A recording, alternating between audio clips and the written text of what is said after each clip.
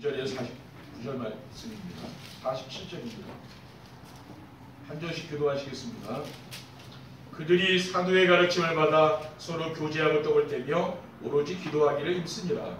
사람마다 두려워하는데 사도들로 말미암아 기사와 표적이 많이 나타나니 믿는 사람이 다 함께 있어 모든 물건을 서로 통용하고 또 재산과 소유를 팔아 각 사람의 필요를 따라 나눠주며 날마다 마음을 같이하여 성전에 모이기를 힘쓰고 집에서 떡을 떼며 기쁨과 순전한 마음으로 음식을 먹고 하나님을 찬미하며 또 온 백성에게 충성을 받으니 그래서 구원받는 사람을 날마다 더하게 하십니다. 아멘.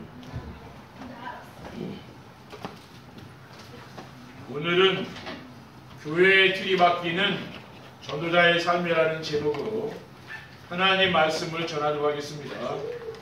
할렐루야. 주위에 계신 성도님들과 인사하겠습니다.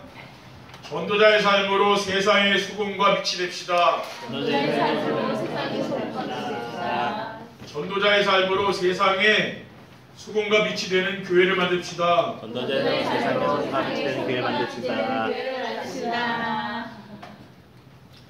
잠언 16장 9절에 보면은 사람이 마음으로 자기의 길을 계획할지라도 그의 걸음을 인도하시는 이는 여호와시니라고 있습니다.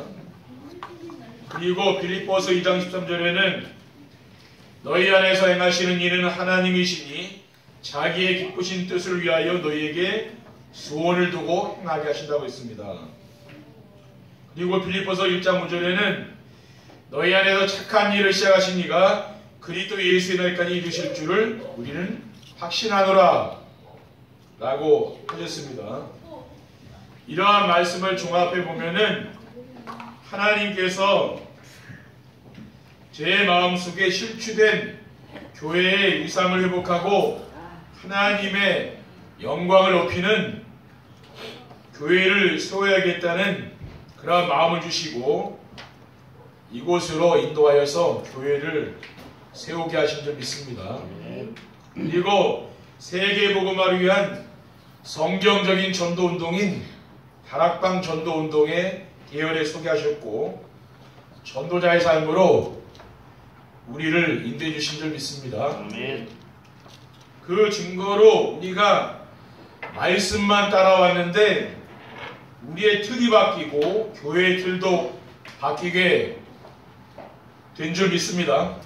첫 번째, 전도자의 삶으로 바뀌는 교회의 틀은 무엇입니까?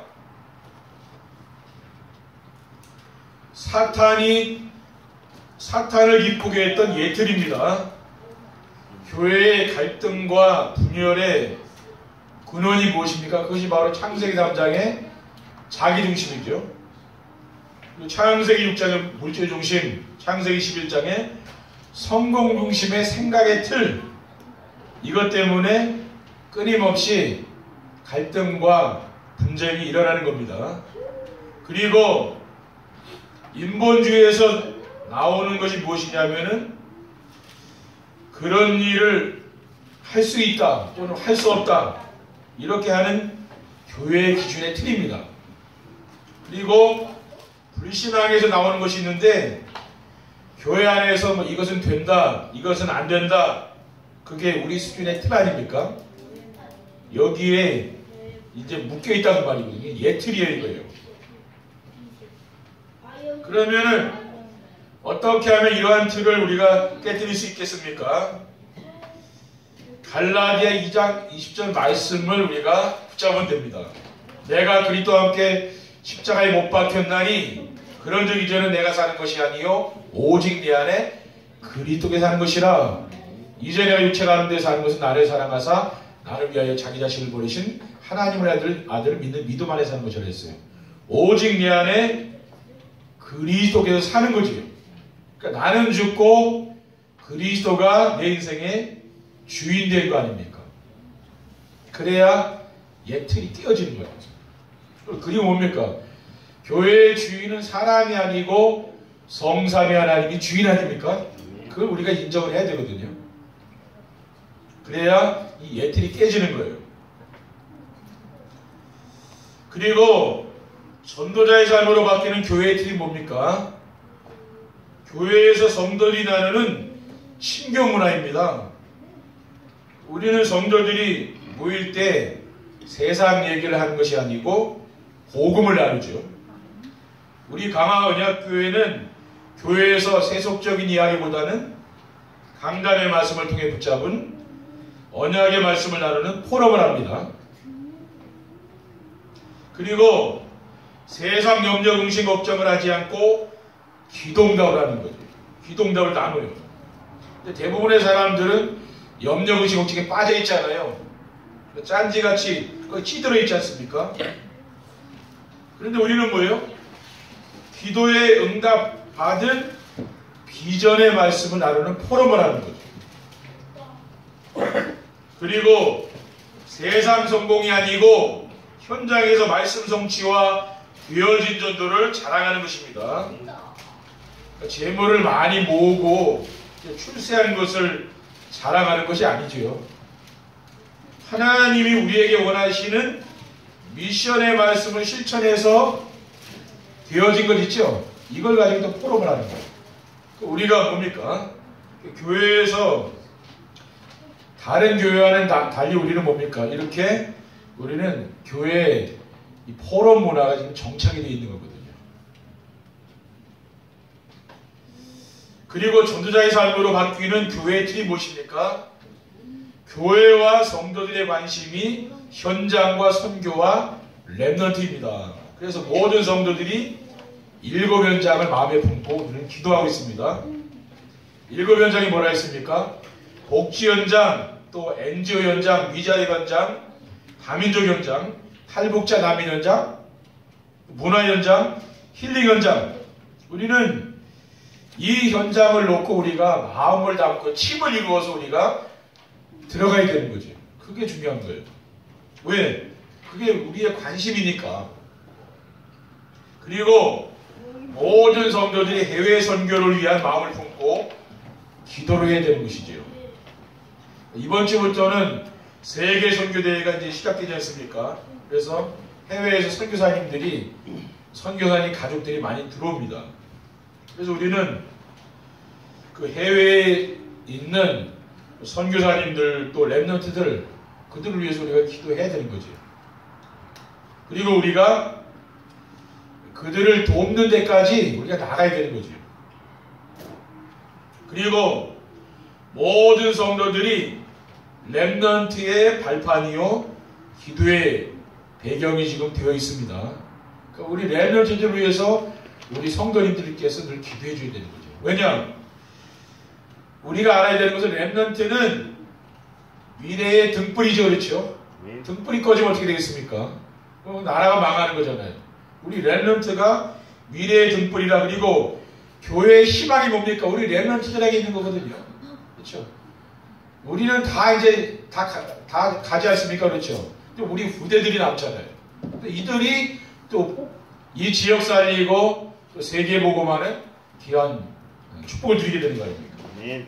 이사야 6장 13절에 그 중에 10분의 1이 아직 남아있을지라도 이것도 황폐하게 될 것이나 밤나무와 상수리나무가 배임을 당하여도 그 그루터기는 남아있는 것 같이 거룩한 씨가 이 땅에 그루터기니라. 그렇죠? 세상이 다 망해도 그루터기는 뭡니까? 이거 영원한 것이거든요. 우리는 그래서 올해는 뭡니까? 이런 렘넌트들에게 우리가 관심을 가지고 우리 렘넌트들을 우리가 전도해야 되는 거죠.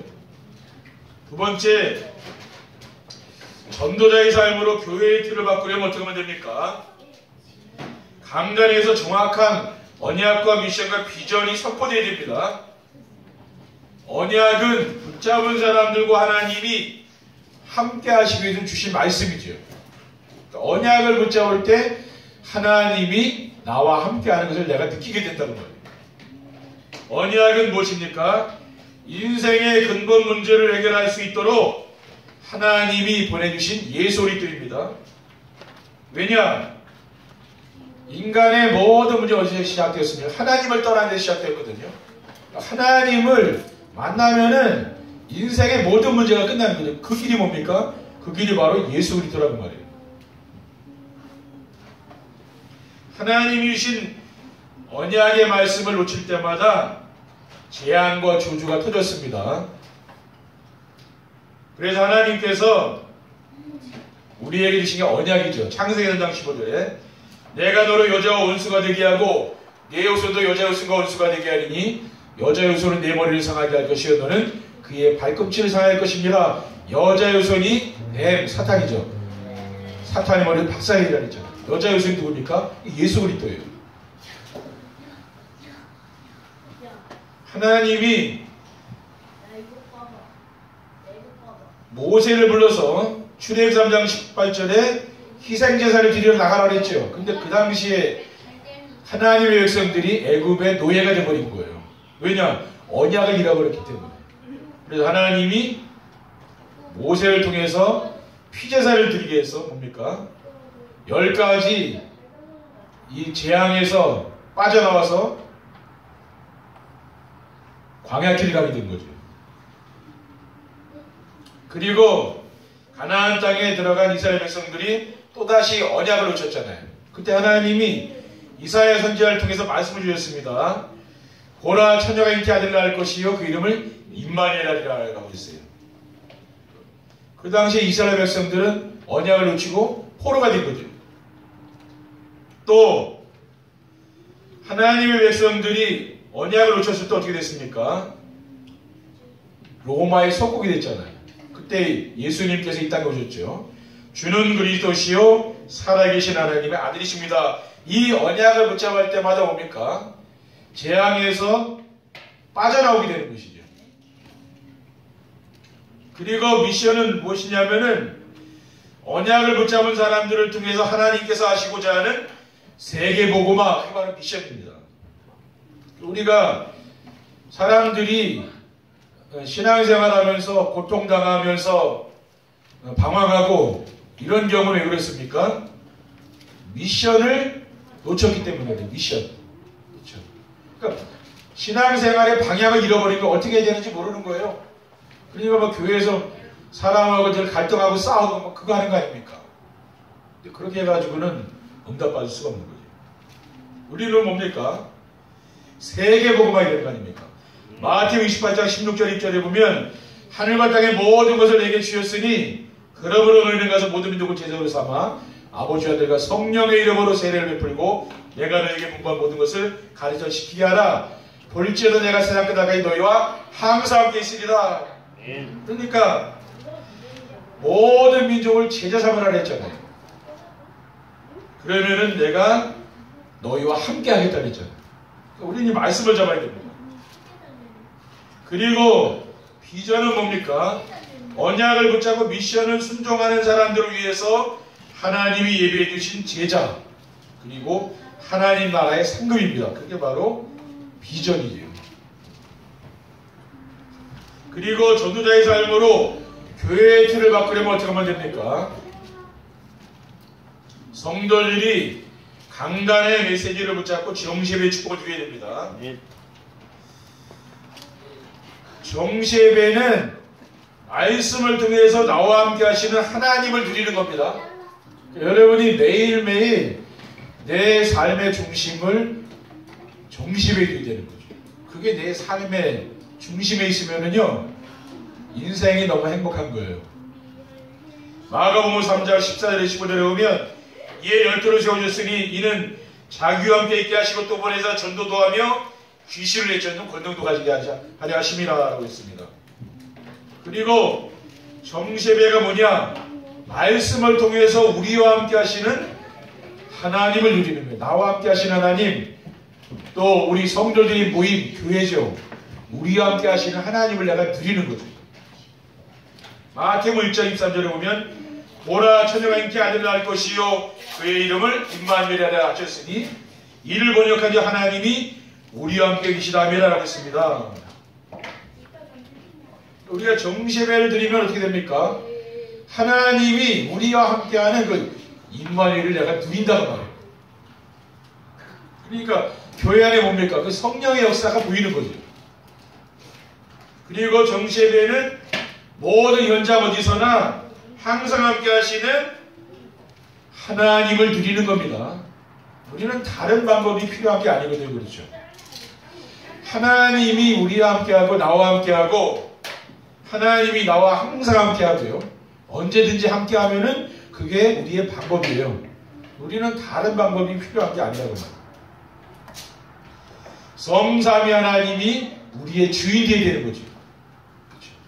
이 교회의 주인이 누굽니까? 이분이 하나님이에요. 우리 인생의 주인이 그 성삼위 하나님 아닙니까? 그분이 뭡니까? 나의 모든 삶을 인도하는 게 맞죠? 그분이 실수하지 않다고 말해요. 우리가 어쩌다가 실수해서 이렇게 만난 게 아니라니까요. 하나님의 완벽한 계획 가운데 여러분을 만나게 된 것을 믿으시기 바랍니다. 여러분 가정, 교회 하나님 완벽히 인도했다고 말해요. 실수가 아니죠. 세상 사람들은 실수라고 생각하는 사람도 있다니까요. 어떻게 내 실수해서 이거 만났지 하고 실수가 아니야. 하나님의 계획이라고 말해요. 왜냐? 우리는 하나님의 절대 주권을 믿지 않습니까?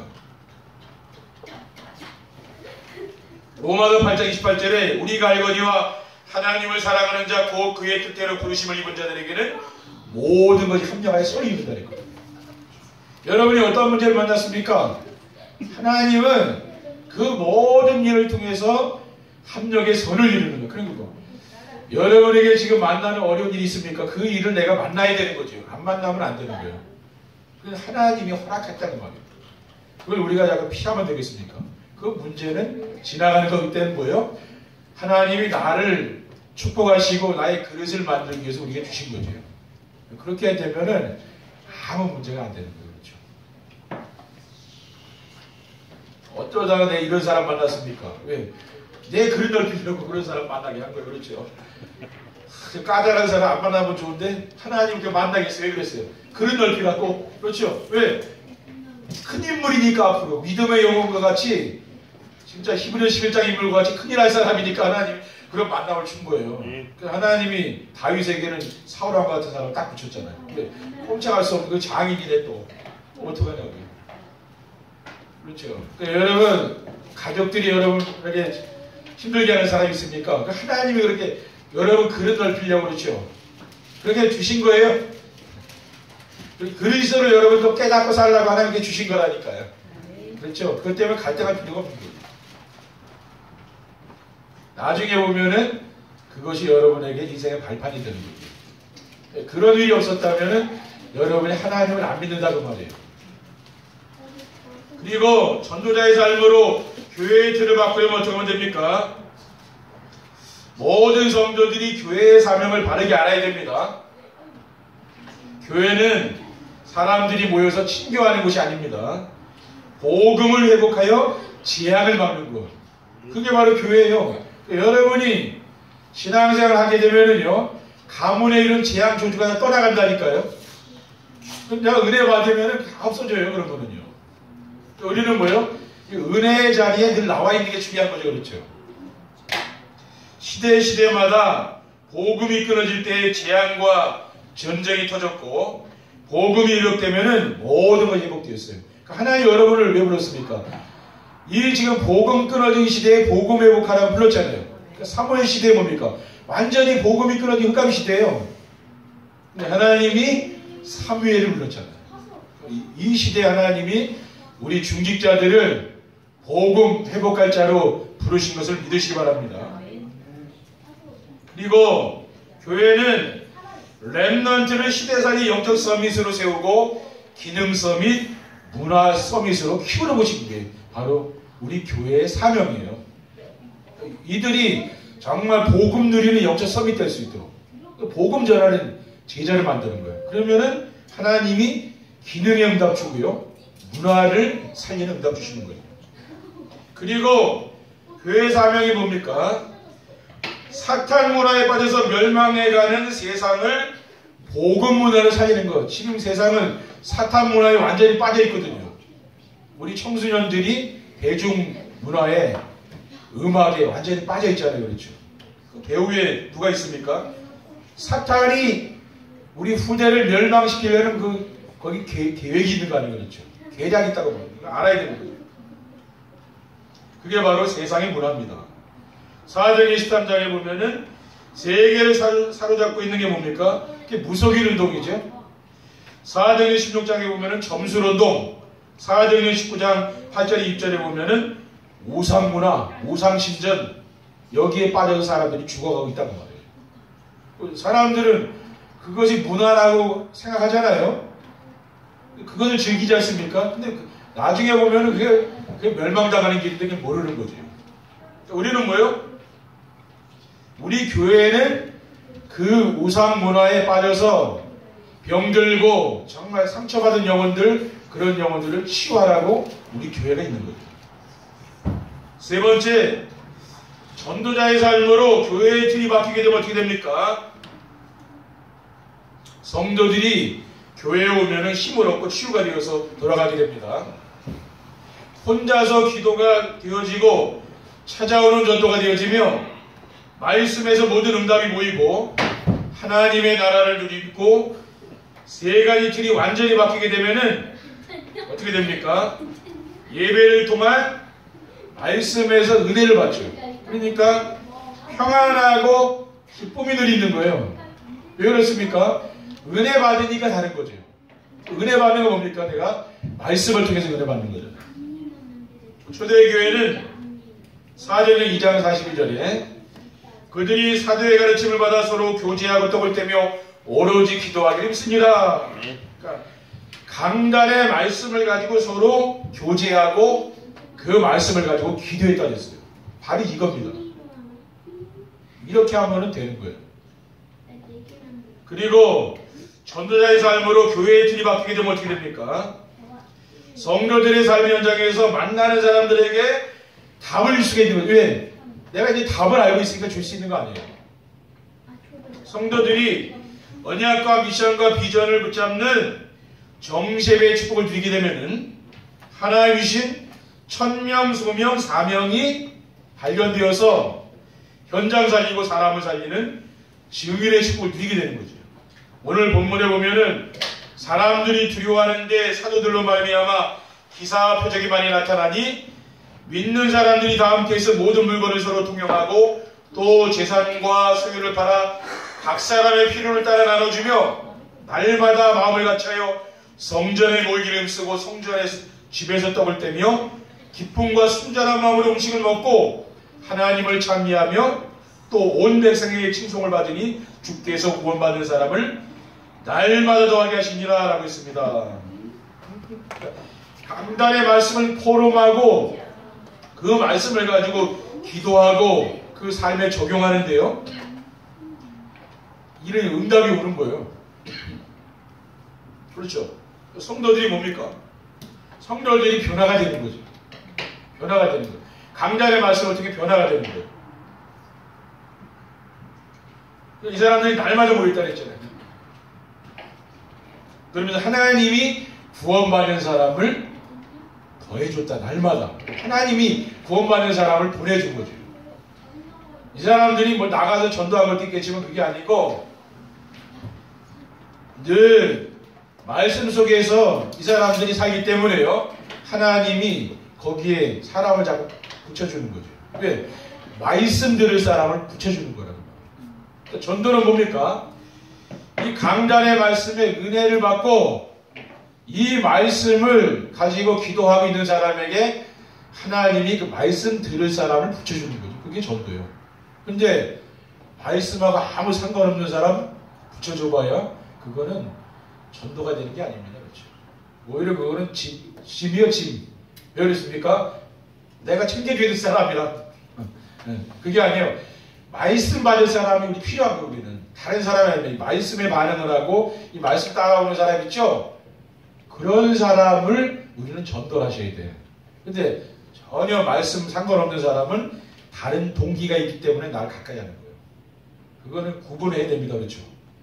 그거 나중에 보면 아니에요. 그러니까 뭡니까? 이 말씀에 은혜 받고 그리스도의 말씀에 은혜 받는 사람, 그런 사람이 우리에게 필요한 거죠. 그리고 전도자의 삶으로 교회의 틀이 바뀌게 되면 어떻게 됩니까?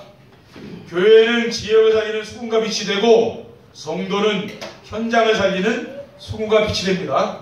그래서 교회는 흑암 세상을 비추는 등대의 역할을 하는 것이 바로 교회죠. 그래서 바다에 등대가 없으면 어떻게 됩니까? 밤에 배가 가다 침몰할 거 아니에요. 그러니까 교회를 보면 이 세상 사람들이 어두운 가운데 있기 때문에 인생 살다 보면 어려운 문제가 하고 그렇죠. 그때 우리에게 등대 역할을 하는 교회라고 합니다. 강화 지역의 우상 문화를 치유하고 수도권 살리며 세계복음화의 모델적인 교회가 되도록 하나님이 우리 교회를 세우시는 거죠. 아멘. 그리고 성도들 어떻습니까? 사단에게 붙잡혀서 지금도 죽어가고 있는 그런 사람들 많이 있잖아요. 그런 영적 문제 심각한 가문, 또 산업, 또 직장, 이것을 살리기 위해서 우리는 빛과 소금이 되어야 되는 거예요. 왜냐? 내가 빛이고 내가 소금이기 때문에 우리가 그 현장에 가만히 있어야 됩니다. 그렇죠? 그래도 빛이 비치고 소금과 같은 사람이 되는 거예요. 내가. 그렇죠? 그 현장에 없으면 안 되는 꼭 필요한 사람으로 하나님이 우리를 세운다고 말이죠. 마태복음 7장 6절에 보면 거룩한 것을 계획해 주지 말며 너의 진주를 귀지 앞에 던지지 말라. 그들이 그것을 발로 밟고 들이켜 너희를 찢어 상하게 할까 염려하라. 그러니까 여러분은 지금 빛이고 소금 아닙니까? 나의 정체성을 아셔야 돼요. 이건 모르고 불신자하고 똑같이 살게 되면 불신자들이 진짜 완전히 조롱하고요. 짓밟아버린다니까요. 우습게 생각하는 거예요. 그러니까 여러분 뭡니까? 믿는 사람은 어딜 가든지 예수 믿는다는 티를 내야 되는 거예요. 나는 예수 그리스도를 믿는 사람이라는 걸 상대방이 알도록 해줘야 되는 거예요. 그래야 함부로 못해요. 그렇지 않으면 뭐예요? 같이 친구같이 생각하면서 노니까 거기 또 상처받을 수 있잖아요. 그렇죠? 그러니까 여러분들이 뭡니까? 내가 누군가 그렇죠? 여러분은 진짜 가문 살리고 이 시대 살릴 빛이요 소금 아닙니까? 여러분이 그 자부심을 갖기 바랍니다. 여러분이 얼마나 축복받은 사람인가 그걸 아셔야 돼요. 그래야 여러분이 소중한 사람이 되는 거죠. 그래 여러분이 여러분 가치를 알아야 상대방도 뭡니까? 여러분을 소중히 생각한다 그 말이에요. 그래서 이번 한 주간 정말 교회의 틀이 완전히 바뀌고 우리 인생의 틀이 완전히 바뀌는 귀한 전도자의 삶 속으로 들어가시기를 주님의 이름으로 축원드립니다. 기도하겠습니다. 하나님 감사합니다. 오늘 우리에게 주신 귀한 말씀을 우리가 마음에 담고 우리의 영혼 속에 뿌리 내려서 우리의 삶의 현장에서 전도가 되어지고 제자가 세워지는 응답을 누릴 수 있도록 인도해 주시옵소서. 주 예수 그리스도의 이름으로 기도드립니다. 아멘.